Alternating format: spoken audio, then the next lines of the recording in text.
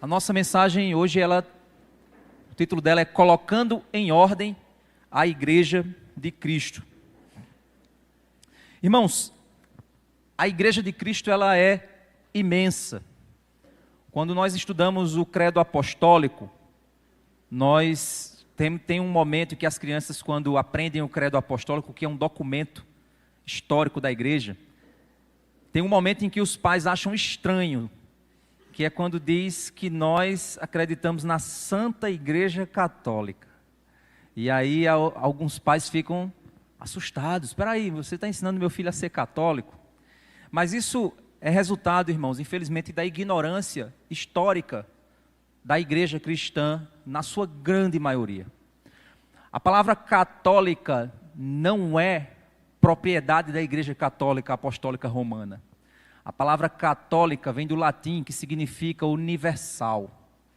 Então nós cremos na Igreja Universal de Cristo. Eu acredito que se a gente mudasse o credo e colocasse na Santa Igreja Universal, o pessoal também ia achar estranho, né? E pensar que a gente está falando de Edir Macedo, né? Ia começar, peraí, que Igreja Universal é essa? Não, é na Santa Igreja Batista da Graça.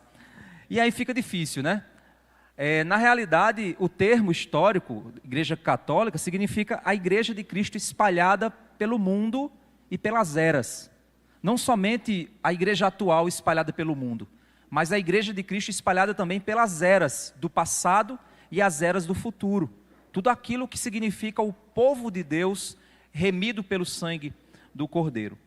E cada vez que a gente viaja, ou que a gente avança, ou que a gente conhece outros lugares, outras igrejas, mais a gente vê como de fato a realidade de que as portas do inferno não prevalecem contra a Igreja de Cristo, como isso é um fato. Como a Igreja de Jesus é impressionantemente imensa. Quando nós chegamos em outra cultura, nós conversamos com pessoas de outra cultura, como se já conhecêssemos elas há anos e anos. Porque há algo que nos une, o Espírito Santo e o sangue de Jesus. Mesmo estando em lugares distintos, culturas distintas, mas a Igreja de Cristo ela é imensa.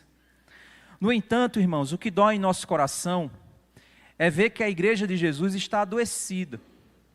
E ela está adoecida por causa do descaso com as Escrituras. E isso não é de hoje. A própria Bíblia diz que muitos iriam ter descaso com a palavra de Deus. Iriam deixar de conhecer as Escrituras, manejar a palavra. E por isso que o que a gente vê é o apóstolo Paulo, por exemplo, dizendo que o obreiro aprovado ele tem que saber manejar a palavra. Mas o que nós vemos são obreiros que têm o objetivo de serem gerentes de uma empresa chamada igreja. Ou pessoas que são responsáveis pelo entretenimento de um clube chamado igreja. E essas pessoas precisam ser simpáticas, comunicativas, precisam ter presença de palco, porque a igreja acaba se tornando esse tipo de lugar. Nós precisamos entender que a igreja ela precisa ser uma igreja não segundo os nossos padrões, segundo a nossa vontade. A igreja não tem que seguir a moda, a igreja não tem que seguir a minha vontade, a sua vontade, a minha opinião, a sua opinião. A igreja, ela tem um dono. Eu não sou o dono da igreja, você não é o dono da igreja. O dono da igreja é o Senhor Jesus Cristo. E Ele é dono porque comprou a igreja. Ele comprou a igreja com o sangue dele. Ele derramou o seu sangue para que a igreja pertencesse a Ele. E Ele tem toda a autoridade para dizer como essa igreja deve ser, porque essa igreja pertence a Ele. E onde nós vemos essa vontade de Deus para a igreja? Nas Escrituras Sagradas. Nós não lideramos a igreja a partir das nossas opiniões. Quando nós observamos a igreja, ela nasce a partir da formação dos seus líderes. Você percebe que Jesus, quando veio a esse mundo, ele não simplesmente saiu pregando e juntando pessoas em torno de si, porque até mesmo quando isso aconteceu, chegou num determinado momento em que Jesus disse: vocês estão vindo até mim por causa do pão que eu dou a vocês, por causa dos milagres que eu faço. Vocês não estão à busca de mim por causa do pão que vem do céu. E hoje centenas, milhares e milhões de pessoas lotam igrejas porque querem os milagres de Cristo, mas não querem o Cristo dos milagres. Elas não querem um relacionamento com Jesus, elas querem um relacionamento com o poder de Jesus. Só que o poder de Jesus é aquele poder que transforma a vida das pessoas. E por isso a igreja saudável é um lugar de transformação de pessoas. É um lugar de convívio de pessoas em processo de transformação. Isso é a igreja de Cristo, comprada pelo sangue do Cordeiro. Por esse motivo, nós vemos que Jesus, quando veio ao mundo, ele começou a fazer esse processo formando líderes. Porque no momento em que Jesus falou de maneira muito dura contra aqueles que seguiam por causa dos milagres, muitos foram embora e disseram, é muito dura essa palavra. E muitos criticaram Jesus porque Jesus estava sendo duro com o que estava dizendo. Eles não gostavam daquela pregação dura. Eles queriam uma pregaçãozinha que pudesse afagar o ego, como muita gente hoje gosta de pregações assim. Pregações que vão apenas afagar o seu ego, não vai confrontar o seu pecado. E então, quando Jesus confrontou o pecado daquelas pessoas acharam Jesus muito duro e foram embora. Jesus então se voltou para os seus apóstolos e disse, e vocês não querem ir embora também não? Todo mundo foi embora. Por que vocês estão aqui? É quando Pedro, que era aquele que respondia às vezes de maneira muito emocional, Pedro disse, Senhor, para onde nós vamos? Se só tu tens as palavras de vida eterna. Jesus já estava preparando aqueles homens, para que aqueles homens fossem os líderes que guiariam e governariam a igreja de Jesus. Ele não preparou um só, que foi Pedro, como a igreja católica afirma. Não, eram 12. Então, não é um patriarcado, não é uma monarquia. A igreja não é isso. A igreja foram 12 homens preparados para governarem a igreja. E eles foram os que lançaram o fundamento apostólico, da doutrina apostólica. E o que nós vemos quando avançamos no livro de Atos é que os apóstolos lançam os fundamentos doutrinários para que outros possam governar essa igreja a partir do cajado da palavra que está apoiada na doutrina apostólica. E essa figura são os presbíteros e pastores da igreja. Portanto, só é possível haver uma igreja saudável quando os líderes são saudáveis. Quando os líderes lideram de maneira a agradar o povo, eles vão passar a experiência de Arão, que faz um bezerro de ouro para o povo. E não é esse o objetivo de uma liderança chamada por Deus. É por esse motivo que nós precisamos entender que o que mais dói em nosso coração quando olhamos o descaso com a igreja de Cristo e quando olhamos igrejas imensas e tanta gente espalhada crendo no Senhor Jesus, mas quando chegamos em determinados locais nós vemos heresias terríveis, misturas assustadoras. No final do culto eu vou passar o relatório para vocês, eu vou falar algumas coisas que eu vi, misturas de doutrina com o evangelho e as pessoas vivendo aquilo como se fosse evangelho. E é assustador isso, porque você vê isso da boca de líderes que deveriam ser preparados. E aí quando você procura a preparação desses líderes, você não encontra essa preparação. Porque às vezes a preocupação são com números e não com profundidade teológica, não com ortodoxia, não com a correta visão da igreja apostólica de Cristo Jesus. E isso é assustador. Por isso, irmãos, a escolha de líderes e o preparo dos líderes escolhidos é essencial para o futuro de uma igreja. Se escolhemos líderes com base na política, com base no gosto pessoal, com base naquilo, mas não contemplamos as Escrituras para pensarmos nisso, nós cometemos um erro terrível. Nós matamos a igreja que nós queremos que avance. A mensagem hoje ela está baseada em Tito, capítulo 1, que é exatamente sobre isso que ele vai mostrar para a gente hoje. Então abram suas Bíblias em Tito, capítulo 1, e vamos então ver o capítulo inteiro, o capítulo 1 todo. E vamos pensar um pouco a respeito desse chamado a ter igrejas saudáveis. Certa vez um missionário ele falou que a África ela é um continente onde o evangelho tem quilômetros de extensão, mas centímetros de profundidade. E o que eu pude presenciar não é um local que falta falar de Jesus. Mas a grande pergunta é: que Jesus vocês estão falando? Que Jesus vocês estão pregando? E isso nos volta aos líderes, que muitos estão até bem intencionados, mas mal orientados. E é esse o grande ponto.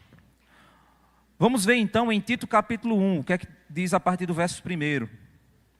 Paulo, servo de Deus e apóstolo de Jesus Cristo, para promover a fé que é dos eleitos de Deus e o pleno conhecimento da verdade segundo a piedade. É interessante, irmãos, se vocês depois quiserem fazer um estudo mais elaborado sobre isso, verifiquem que todas as vezes que o apóstolo ele faz um prefácio, ele faz uma saudação nas suas epístolas, é meio que ele resume a intenção da epístola inteira só na saudação.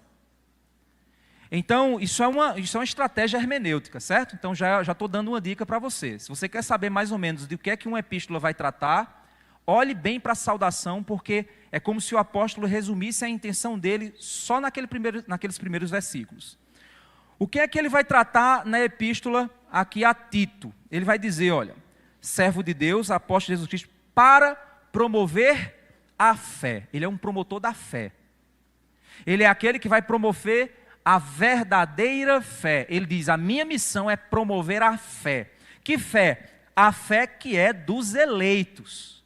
Não é a fé dos que se acham. Não é a fé dos que pensam de si. Mas é a fé dos que foram eleitos. Ou seja, pessoas que evidenciam salvação. Quando a gente trabalha, por exemplo, o processo de membresia aqui em nossa igreja, o nosso objetivo não é declarar alguém crente ou descrente, é evidenciar se a pessoa é crente ou não. Esse é o nosso objetivo. O objetivo da membresia da igreja é evidenciar se há alguém convertido ou se o estilo de vida dele é uma fé que não é dos eleitos. Então nós, no ambiente da Batista da Graça, nós queremos promover a fé dos eleitos. E quem se identifica com essa fé promovida por nós é eleito. Você está entendendo? Não é uma questão de você tornar alguém eleito. É uma questão de você evidenciar uma obra que Deus está fazendo na vida daquela pessoa. E aquela pessoa então tem um impacto e diz assim, rapaz, eu quero seguir essa fé. Então Paulo ele vai fazer isso na carta. Ele vai mostrar que ele está promovendo a fé dos eleitos. E o pleno conhecimento da verdade. Conhecer a verdade, conhecereis a verdade e ela vos libertará. Conhecer a verdade não é minha verdade, sua verdade, a verdade dele, a verdade não é a verdade. O que é a verdade? É a realidade dos fatos. Então, o que Paulo quer é promover a fé dos eleitos e o conhecimento da verdade. Mas essa verdade não é simplesmente uma coisa cognitiva. Não é uma coisa teórica, não está apenas no campo das ideias, no estudo teológico. Não é o conhecimento da verdade daquela pessoa que tem 200.000 versículos decorados, ou que sabe a teologia sistemática do Wayne Grudem completa, decorada. Não é esse tipo de conhecimento da verdade que ele está promovendo. Mas ele diz que quer promover o pleno conhecimento da verdade segundo a piedade. O que é piedade? É uma fé praticada. É uma vida cristã na prática. Então ele quer promover a fé dos eleitos, ele quer promover o conhecimento da verdade, mas de uma verdade que é segundo aquilo que é a prática cristã real. Esse é o ponto. No verso 2 ele diz, escrevo na esperança da vida eterna, que o Deus que não pode mentir prometeu antes dos tempos eternos. E no momento oportuno manifestou a sua palavra mediante a pregação que me foi confiada por ordem de Deus, nosso Salvador. E ele está dizendo, olha, eu estou escrevendo na esperança de que essa palavra não volta vazia. Eu estou escrevendo na esperança de que o que eu vou dizer vai produzir fruto, porque quem é eleito vai ouvir e vai entender. E quem é eleito vai entender e vai viver. Então eu estou escrevendo na esperança de que Deus sabe o que faz.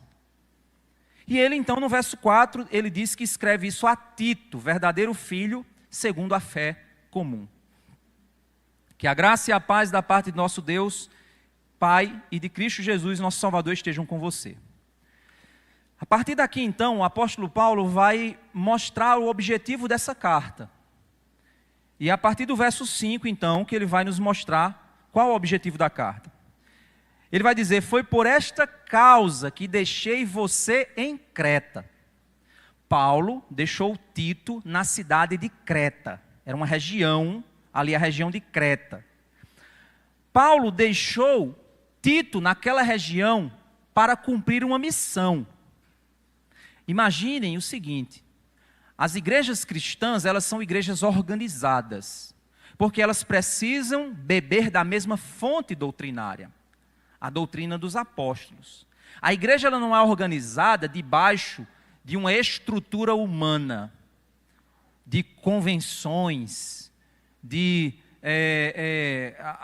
está lá em Roma, a sede central, universal da igreja católica, apostólica. Não, a igreja de Cristo, ela não é organizada para estar submetida a estruturas humanas, mas ela precisa submeter-se àquilo que é a doutrina apostólica. E essa doutrina apostólica, obviamente, ela deve ser orientada por um apóstolo.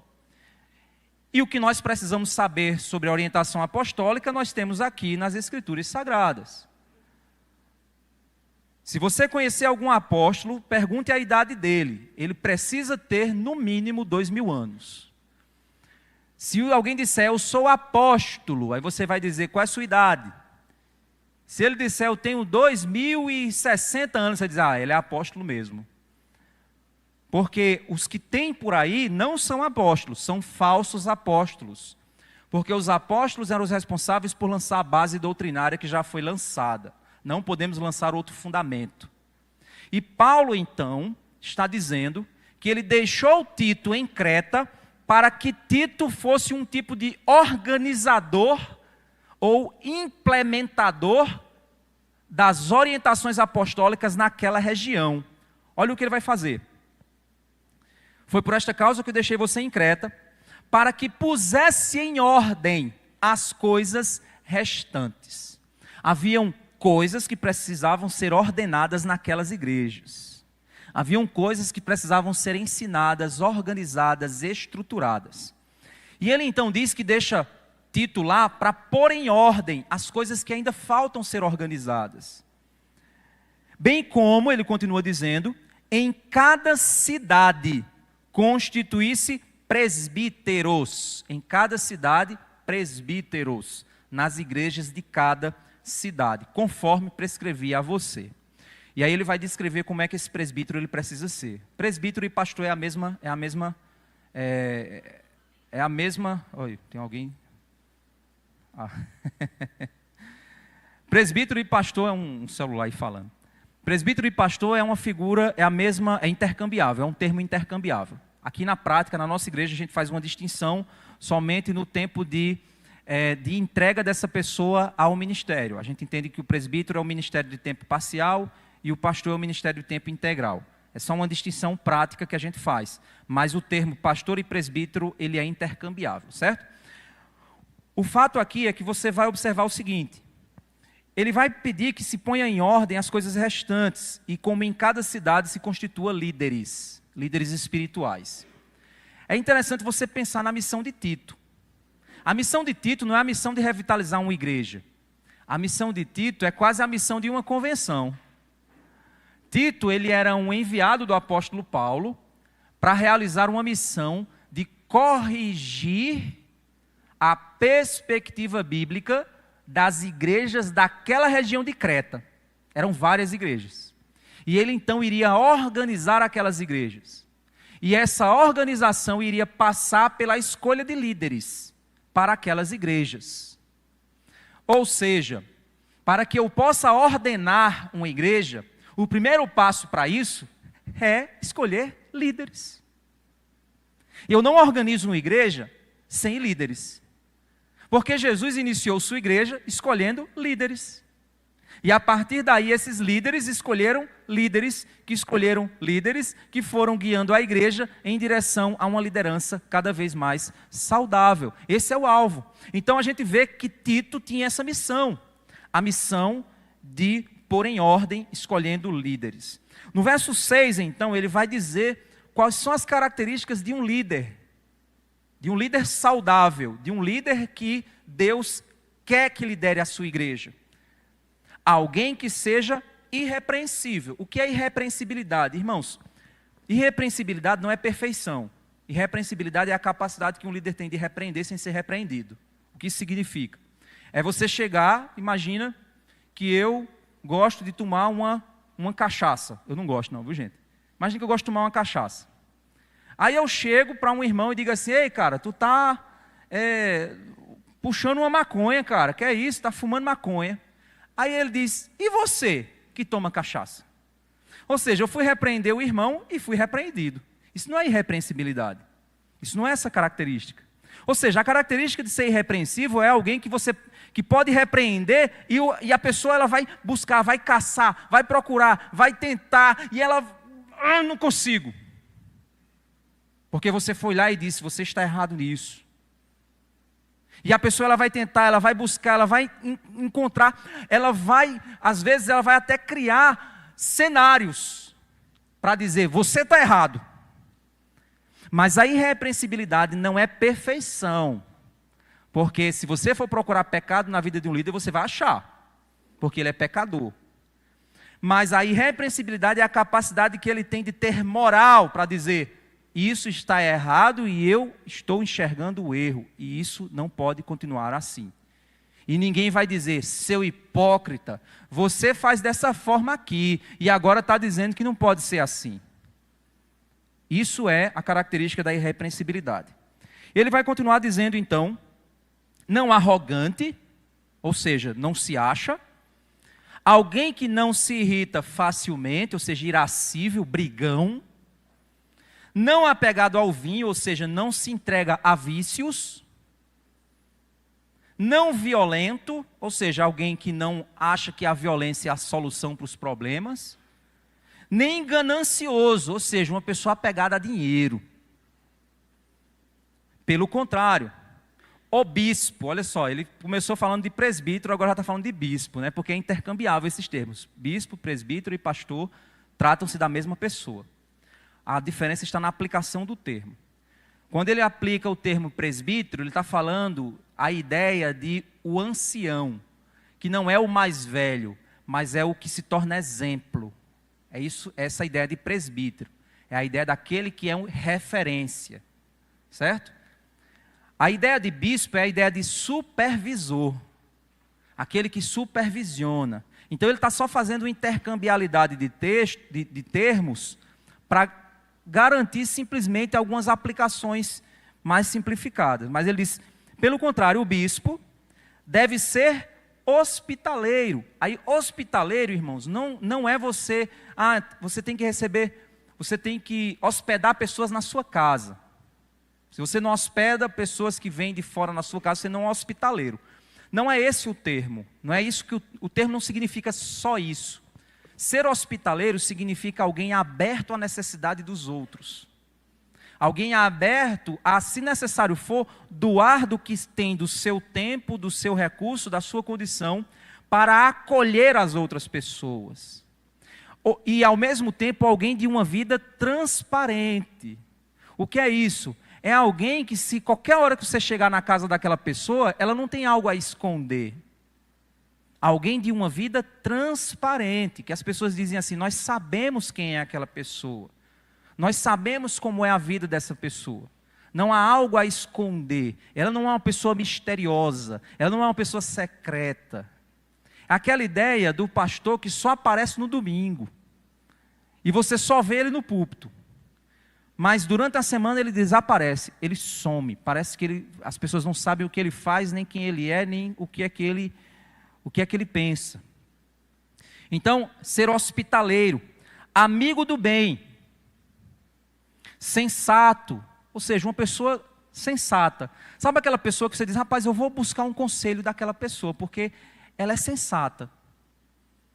Eu não vou falar com aquele irmão ali não, porque se eu for perguntar a ele, ele vai mandar eu me divorciar da minha mulher. Aquela pessoa não é sensata. Agora, eu vou atrás daquela pessoa porque ela é sensata. Ela tem sensatez. Justo, ou seja, correto. Piedoso, ou seja, pratica a fé. Deve ter domínio de si, ou seja, uma pessoa com autodomínio, que sabe controlar os seus impulsos. Será apegado à palavra fiel. Alguém apegado à Bíblia. Alguém que ama a Escritura. Alguém que valoriza o que a palavra diz. Vocês estão percebendo que as características, todas elas aqui, dizem respeito a caráter. Dizem respeito ao comportamento de alguém piedoso. Porque como é que alguém que não é piedoso vai ensinar piedade? Como é que alguém que não é correto vai ensinar os outros a serem corretos? Como é que alguém que não tem uma vida equilibrada vai ensinar outros a serem equilibrados? Porque, irmãos, o ministério pastoral é como um machado, onde a vida do pastor é a afiação desse machado. O machado é mais afiado e corta bem, quanto mais a vida do pastor está equilibrada, espiritualmente fortalecida. E o ministério ele é desenvolvido a partir da identidade dele, do relacionamento dele com Jesus. É isso que vai produzir uma igreja saudável. Foi isso que Jesus passou 3 anos desenvolvendo na vida dos seus discípulos. Relacionamento com ele. Homens difíceis, homens complicados, cada um era mais complicado do que o outro. Depois compre o livro 12 Homens Extraordinariamente Comuns, do John MacArthur, e leia. Você vai ver como é impressionante a descrição que ele faz de cada apóstolo. Era a igreja mais difícil que existiu, foi a igreja de Jesus, dos apóstolos, né? As ovelhinhas, Pedro, João, os filhos do trovão, gente, era cada um mais difícil do que o outro. Um publicano junto com outro que era zelote, que era contrário aos publicanos, que odiavam os publicanos, que pudesse matar os publicanos, e o cara era zelote e estava em comunhão com o outro, e tendo que deixar os pés serem lavados. Era cada um pior do que o outro, e ainda mais um traidor no meio, e ladrão, que era o tesoureiro da igreja. Que situação. Tem uns irmãos da tesouraria, ficam até, meu Deus do céu, não sou Judas não. Não, graças a Deus os irmãos são bênçãos, viu, irmãos? Mas pense numa igrejinha complicada, a igreja de Jesus, e ele passou 3 anos investindo na vida daqueles homens. Um se perdeu, ele mesmo diz, infelizmente um se perdeu porque era filho da perdição. Mas os outros ele lutou e derramou seu sangue para transformá-los em líderes. E eles morreram, todos eles morreram pelo Evangelho. Deram seu sangue e sua vida pregando o Cristo que os transformou. Eram líderes, preparados e formados. Pessoas que aprenderam a palavra fiel. E aí, por que ele tem que ser apegado à palavra fiel? Olha só. Apegado à palavra fiel. Eu acabei pulando um texto aqui, gente. O verso 6, eu acho que eu pulei para o verso 7. Conforme prescrevi a você, alguém que seja irrepreensível, marido de uma só mulher. Isso é um ponto importante, viu, gente? Não existe pastora. Por que não existe pastora? Porque não é possível uma pastora ser marido de uma mulher. Quer um texto mais claro do que esse para dizer que o ministério pastoral feminino não existe? Está aqui o texto para você.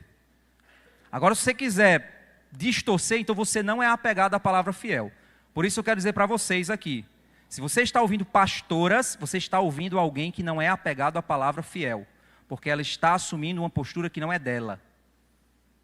Então não ouçam pastoras. Mas é tão boa a mensagem. Pode-se falar as coisas mais maravilhosas do mundo. Irmãs em Cristo podem falar coisas maravilhosas, mas ela está sendo contrária às Escrituras. E isso não a torna confiável. Porque aquilo que ela quer falar, ela fala, mas aquilo que ela deveria falar, ela não quer falar. Ela esconde.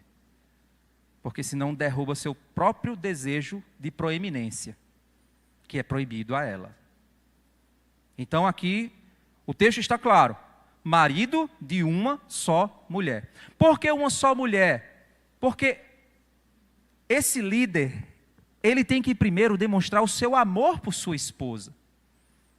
Porque se ele vai falar do amor de Cristo por sua igreja, e ele como homem é chamado para ser como marido que ama sua esposa como Cristo ama a igreja, como é que esse pastor que não ama sua esposa vai falar do amor de Cristo pela sua igreja? É uma contradição isso. Ele não põe em prática isso. Como é que ele vai dizer que sabe sobre o amor de Deus se ele não ama a esposa dele? E se ele não ama, ele não é fiel a ela. Se ele não é fiel a ela, então ele não é marido de uma só mulher. Ele é marido de mais de uma mulher. Está entendendo como isso é claro? Então, pastores recasados também estão fora do padrão. Ah, mas ele foi abandonado. Beleza, meu irmão, arruma outra coisa para fazer da sua vida. Mas não seja mais pastor, não. Porque o texto está claro. Ah, pastor, mas isso é muito duro. O que é que a gente acabou de ler? Apegado à palavra fiel. Eu tenho que ser apegado a isso aqui, gente. Senão eu vou perder minha capacidade de pastorear. E aí ele vai dizer aqui, ó. Marido de uma só mulher, que tenham filhos crentes que não são acusados de devassidão, nem são insubordinados. E aí os filhos do pastor acabam se tornando também alvos de avaliação. Não porque os filhos têm que ser perfeitos, mas é porque é a partir dos filhos que você percebe se o pastor é um verdadeiro líder. Se o pastor é um verdadeiro pastor. Porque se você não consegue pastorear o coração dos seus filhos, as suas ovelhas, que terão muitas vezes comportamentos parecidos com seus filhos, você não vai saber lidar com eles. Você não vai saber amá-los como deveria. Você não vai saber investir neles como deveria.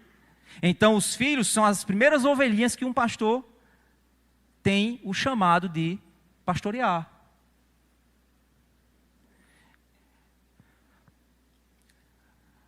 Depois que ele pula, né, verso 7 foi o que eu acabei pulando para ele, verso 9. Será pegado à palavra fiel, que está de acordo com a doutrina. Não é a palavra fiel de acordo com o que eu acho, é a palavra fiel de acordo com o que é a doutrina. Então, irmãos, entenda uma coisa, vamos lá. Eu vou responder aqui uma acusação que a Igreja Católica faz aos protestantes, a nós reformados. A Igreja Católica diz que nós temos livre interpretação. Mentira. O católico que afirma isso, ele está mentindo, ele está sendo mal intencionado. Nós não temos livre interpretação. A nossa interpretação, ela se apoia na história da igreja. Eu não vou interpretar nada aqui que alguém não já tenha dito na história da igreja. Que não tenha sido escrita por alguém no passado. Então, se eu chegar aqui com uma loucura muito louca, e você procurar na história da igreja alguém que já disse isso que eu estou dizendo, e ninguém nunca disse, e eu descobri isso agora, pode ter certeza que eu estou errado.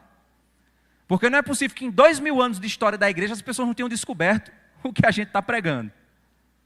Ou a batalha da igreja para combater as heresias não tenha de fato produzido documentos confiáveis, como as confissões de fé, como os catecismos, que a gente já viu aqui.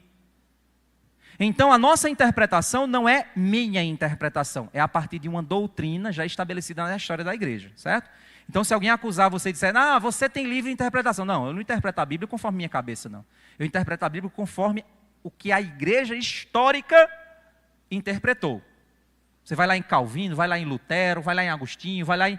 Aí você vai chegar em determinadas pessoas que vai dizer, rapaz, esse cara viajou na maionese aqui, porque Agostinho disse uma coisa aqui que todos os outros refutaram depois. E tem, viu, gente? Tem coisa que Agostinho falou que foi viagem na maionese, viu? E aí você tem que ter cuidado, não é porque Agostinho, é Agostinho. Não. Ele é um homem de Deus, tinha uma profundidade impressionante, mas ele falou também água, viu?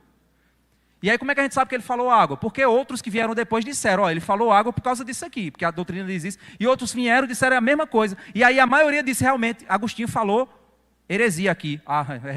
Agostinho, ele falhou aqui, ele escorregou. E é assim que a igreja funciona na história. Da mesma forma, eu estou aqui e você vai dizer assim, rapaz, esse pastor está falando uma viagem aí. Até a década de 50 não existia pastora. Por que é que existe agora?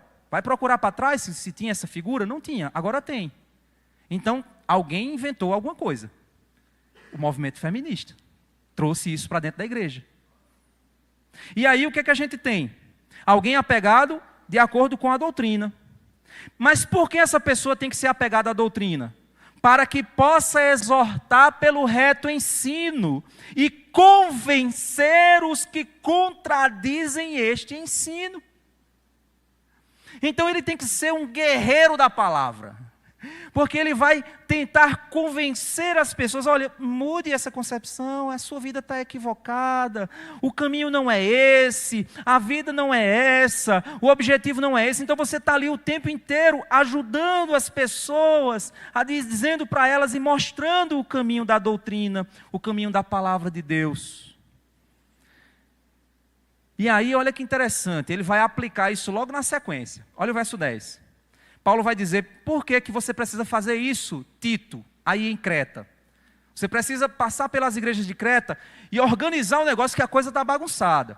E a primeira coisa é você escolher homens fiéis, homens de bom testemunho, de uma vida correta, homens piedosos, e esses homens precisam ser homens bíblicos, porque eles vão ter uma função aí. A função deles é o quê? Puxar a espada da palavra e guiar a igreja com essa espada. Então, Tito, esse é o desafio. Prepare líderes piedosos e bíblicos. Esse é o desafio de Tito. Verso 10, porque existem muitos, especialmente os da circuncisão, que são insubordinados, falam coisas sem sentido e enganam os outros. Havia um grupo, naquela região, de judeus que haviam se convertido, e que começavam a ensinar que os homens precisavam se circuncidar para ser salvo. Eles precisavam voltar a algumas práticas judaicas para poder receber a salvação. E eles começavam a misturar judaísmo, que era a religião padrão daquele local, com o cristianismo. E aqui ele está dizendo, olha, você precisa entender que existem alguns grupos, mas tem um grupo que é o mais forte, é o grupo da circuncisão. Eles são insubordinados, ou seja, eles não querem se submeter. Você chega para ele, vai chamar a atenção, não quero saber não, quem está errado é você. Eles são insubordinados, falam coisas sem sentido, o que eles ensinam não faz sentido bíblico, e enganam os outros, e sai puxando um bocado de gente para a doutrina errada que eles têm. Olha o verso 11. É preciso fazer com que se calem. Eita, que Paulo politicamente incorreto. Paulo estava com o espírito de Alexandre de Moraes aqui, cortando a liberdade deles. Eu vou perder a minha, né? O YouTube dizer assim, olha, tem um pastor lá em Campina Grande que está falando de você. É preciso fazer com que se calem, porque andam pervertendo casas inteiras, ensinando o que não devem, com intenção vergonhosa de ganhar dinheiro. Eita, meu amigo, Paulo está chamando Tito para melar o esquema dos caras. Parou para pensar nisso? Tu não vai mexer só com as heresias dele, não. Tu vai tirar a fonte de renda deles.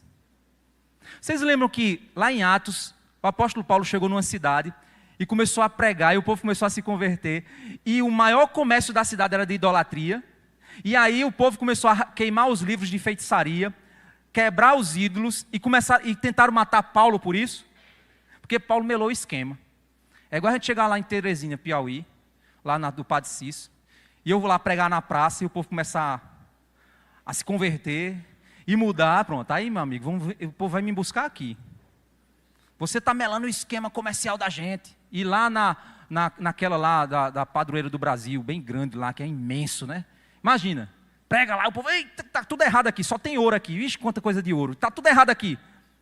Imagina, é mais ou menos isso. Tito, vai lá, prepara líderes, porque esses líderes preparados, eles vão começar a confrontar os negociantes da fé, porque eles precisam ser calados. Verso 12, Foi um dos cretenses, um próprio profeta deles, que disse: os cretenses são sempre mentirosos, feras terríveis, comilões preguiçosos. Vixe, Jesus. Ele pegou uma frase da cultura local e disse assim: olha, eu vou dizer para você uma coisa que eles mesmos dizem de si mesmos. Eles dizem de si mesmos que os cretenses, eles têm uma cultura terrível. Eles são mentirosos, feras terríveis e comilões preguiçosos. Aí ele completa no verso 13: este testemunho é verdadeiro, portanto, repreenda-os severamente para que sejam sadios na fé.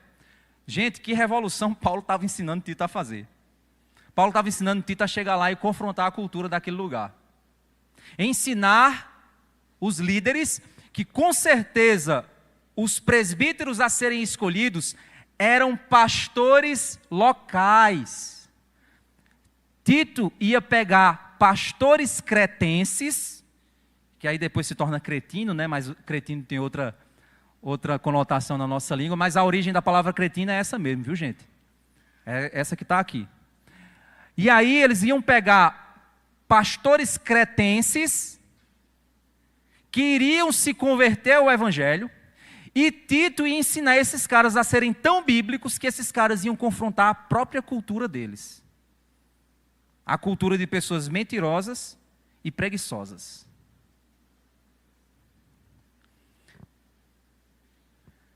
Este testemunho é verdadeiro, portanto, repreenda-os severamente para que sejam sadios na fé. E não se ocupem com fábulas judaicas, nem com mandamentos de gente que se desvia da verdade. Todas as coisas são puras para os puros, mas para os impuros e descrentes nada é puro. Aqui ele está falando porque eles pegavam o judaísmo e começavam a proibir o povo de comer coisa. Ah, não pode comer isso não, porque isso é impuro. Aquilo ali é impuro, isso aqui também não pode. Tem que lavar a mão assim, tem que fazer isso, tem que fazer aquele ritual de purificação. Aí ele está dizendo: não, olha, isso aí não faz sentido. Porque tanto a mente como a consciência deles estão corrompidas. Verso 16. Afirmam que conhecem a Deus. Esses líderes falsos afirmam que conhecem a Deus, mas o negam por meio do que fazem. É por isso que são abomináveis, desobedientes e reprovados para qualquer boa obra. Agora tem eu não coloquei aí, né, esse versículo, mas olha o capítulo 2, olha o verso 1. Mas você ensine o que está de acordo com a sã doutrina. Mas você pegue a Bíblia e ensine ao povo. Ensine a esses líderes a Bíblia, para que eles sejam sadios. E os que estão perdidos na cultura sejam transformados, para que eles sejam sadios na fé. E os que não querem ser sadios na fé, que sejam calados, porque eles estão pervertendo a igreja. Essa é a batalha. O que nós aprendemos, irmãos, com esse texto é que Paulo, ele pede a Tito para ordenar as coisas na igreja de Cristo, na cidade de Creta. Várias igrejas precisavam ser ordenadas. E ele faria isso por meio do estabelecimento de líderes piedosos, bíblicos, que eram capacitados a tanto serem transformados, como ajudarem outros a serem transformados pela verdade. Uma das funções das igrejas, irmãos, e de líderes saudáveis, é investir em missões que ajudem outras igrejas a serem ordenadas em Cristo. Se vocês observarem a nossa igreja, desde o início do processo de revitalização, o alvo da nossa igreja, a primeira escolha da nossa igreja, mesmo que a gente não entendesse o que a gente estava fazendo, mas a primeira escolha que a nossa igreja precisou fazer há 10 anos atrás foi a escolha de um líder. E a partir desse líder, a igreja ela foi sendo pastoreada, ela foi sendo transformada, ela foi sendo trabalhada. A nossa função interna agora é preparar cada vez mais líderes. Mas não somente isso. Nós percebemos que uma das funções que a gente percebe aqui, que era a função de Tito, não era ir lá ser pastor daquela igreja para corrigir ela, mas Tito seria alguém enviado em missão para a cidade de Creta, para ajudar a igreja daquela região a ser corrigida e organizada na verdade. Um dos módulos do Prega a Palavra é o módulo de Tito. É o último módulo que a gente aprende lá, que a gente ministra treinamento para os pastores. E a gente trabalha exatamente essa perspectiva. Qual é o alvo do Pregue a Palavra, irmãos? É investir em pastores. Porque quando nós investimos em pastores, nós estamos fazendo exatamente o que Tito está fazendo aqui. Preparando homens para serem fiéis e corrigirem suas comunidades. Isso é um trabalho glorioso. Nós fomos alcançados por esse trabalho. No início do ministério, eu estava pensando assim, meu Deus, o que eu faço? Como é que eu faço? Para onde eu vou? E Deus abriu a porta para que eu conhecesse os irmãos do Pregue a Palavra e fui treinado por eles. E no treinamento eles me disseram, olha, você precisa corrigir sua vida, você precisa pensar assim, você precisa pensar na igreja, você precisa pensar na palavra. E eu fui trabalhando todos esses aspectos e fui aprendendo e fui crescendo e fui desenvolvendo. Depois me tornei missionário deles, para que hoje eu possa fazer isso com outros pastores. Para vocês entenderem que o que nós fomos fazer em Moçambique foi algo de uma importância imensa, irmãos. Eu vou passar o relatório para vocês e vocês vão ver quais são as necessidades que aquele país tem em relação à formação de pastores. Nós precisamos orar para que os líderes que estão imersos em uma cultura assim como a nossa, que tem as nossas corrupções, a cultura deles também tem as corrupções deles. E essa corrupção na cultura deles se mistura ao ministério pastoral e impede o crescimento saudável das igrejas. E perverte pessoas. As mesmas lutas são as nossas. Eu tenho tido a oportunidade de treinar pastores aqui em alguns estados do Nordeste. E as lutas são muito semelhantes, só que a gente tem os nossos dilemas culturais. Sabe qual é o maior dilema dos pastores hoje? É medo de pregar a verdade. A maioria dos pastores tem medo de falar a verdade porque tem medo de perder membro. E passa então a aceitar e a acolher pessoas em vidas equivocadas. E às vezes até dar cargo de liderança a essas pessoas. E esse é o maior desafio que a gente tem visto nas igrejas. Pastores que sobem e pregam divinamente, mas quando descem não aplicam o que pregaram na igreja. Esse é um problema da nossa cultura. A cultura brasileira é uma cultura de imagem. É uma cultura de aparência. A gente acha muito bonito o cara que fala muito bem, mas a gente sabe que o cara é um ladrão, um político ladrão, mas ele fala bem, a gente gosta dele. Mas a gente sabe que ele é um ladrão. Porque a gente é assim, essa é a nossa cultura, essa é a nossa corrupção. Então se o pastor fala bem e tem presença, ele pode ser um caba safado, mas a gente gosta dele.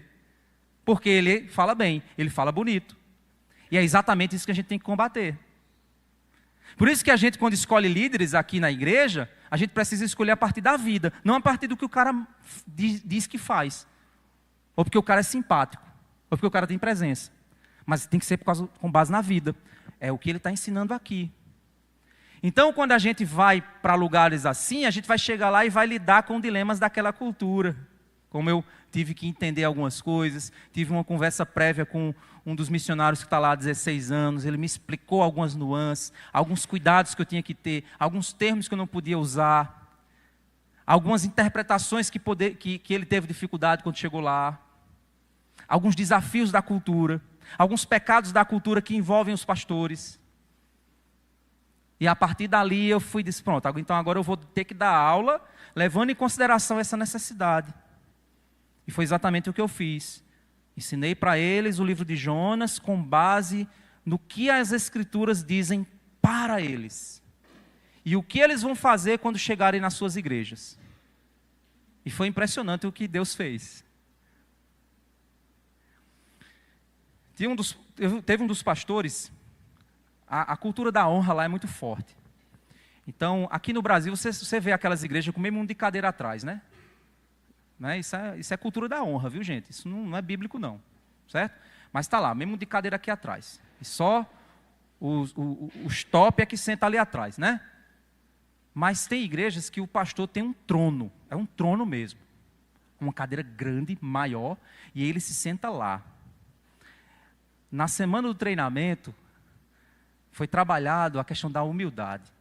Lavar os pés. E foi uma confrontação para alguns. E esse pastor, no término da semana, ele disse, quando eu voltar, eu vou mandar remover o meu trono. Porque isso é pecado. Olha só que interessante. E era comum conviver com isso. Mas a palavra mostrou para ele que é pecado. E ele disse, a partir de então eu vou sentar junto com o povo. Tem essa necessidade. A palavra fez isso. Agora imagine o rebuliço que isso gera dentro das igrejas nas proximidades. Como pôde? Aquele cara está dizendo que o que eu estou fazendo é pecado. Aquele cara veio aprender isso aonde? Foi os brasileiros que vieram aqui, ensinaram, prega a palavra para ele. E agora ele está mudando a cultura da gente. Eita, que cara, olha só. Então, vocês estão vendo como parece que não mudou muita coisa? É mais ou menos o que acontece aqui, quando eu falo do São João. Eu estou batendo na minha cultura. Mas eu tenho certeza que tem pastor que fica revoltado. Esse cara vivia calar a boca dele. Mas eu estou batendo no ídolo da nossa cultura. Para ver se gera transformação. Porque o compromisso é com a palavra. Não é com a opinião do povo, é com a palavra. Não é isso que a gente foi chamado para fazer? Então, irmãos, que Deus nos dê graça para nós avançarmos. Que a gente possa, como igreja, tanto desenvolver os nossos líderes, fortalecê-los. Eu sou grato a Deus pela vida dos diáconos, pela vida dos presbíteros, que têm andado junto conosco, têm crescido espiritualmente cada dia mais, alegra o nosso coração. Jovens que eu sei que tem jovens aí que talvez ainda não disseram, mas talvez sintam desejo por missões, talvez pelo ministério pastoral. Fale, abra seu coração. A gente está aqui para lhe ajudar, para lhe desenvolver, para lhe ajudar a crescer, para que a gente possa ter pastores saudáveis, porque a igreja de Cristo precisa disso. E ao mesmo tempo, a partir da nossa igreja, contribuir com outros pastores. A gente está com Prega a Palavra aí, já temos 26 pastores inscritos. Queremos fechar aí em torno dos 30 pastores. Então teremos 30 pastores aqui sendo treinados. Isso é bênção. Se pudermos fazer isso, é bênção. Tem sido tem sido uma bênção essas inscrições, que até gente de Maceió está vindo para ser treinado aqui, né? Que bênção. E tem vindo exatamente por dizer assim, não, eu quero fazer o treinamento aí, porque eu conheço vocês. Então que bênção, né, irmãos? A gente poder contribuir com o reino de Deus dessa forma.